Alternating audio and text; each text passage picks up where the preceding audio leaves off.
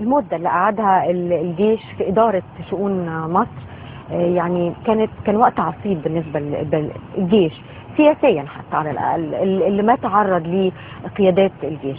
هل تعتقد أن ممكن الجيش يقبل مرة أخرى أن يتحمل هذه المسؤولية، ولا يعني يكون ده الحل مش الأخير اللي بعد الأخير؟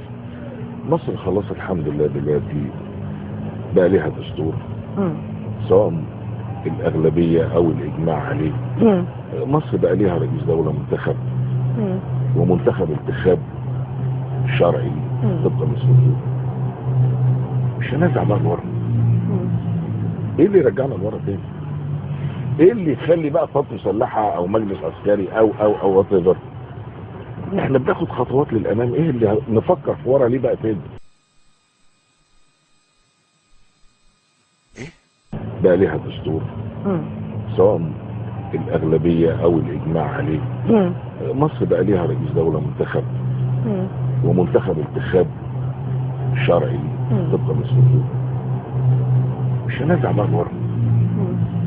ايه اللي يرجعنا لورا تاني؟ ايه اللي يخلي بقى قوات مسلحه او مجلس عسكري او وات ايفر؟ احنا بناخد خطوات للامام، ايه اللي نفكر في ورا ليه بقى تاني؟ السؤال لحضرتك وتجاوبني عليه بكل صراحه كالمعتاد في كل حديثك. هل هناك اي محاوله لاخوانه القوات المسلحه؟ القوات المسلحه قوات وطنيه لجمهوريه مصر العربيه وللشعب المصري، وحياديه كامله. حياديه كامله.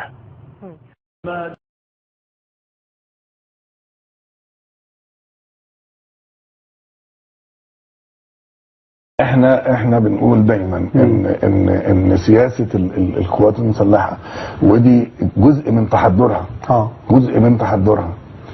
انها تحترم الشرعيه ولا تنقلب على النظام، والا كان يعني كل يوم الصبح وزير الدفاع يقوم مثلا ما يعجبوش رئيس جمهوريه ينقلب عليه، كل يوم الصبح وزير الدفاع يقوم مثلا ما يعجبوش رئيس جمهوريه ينقلب عليه.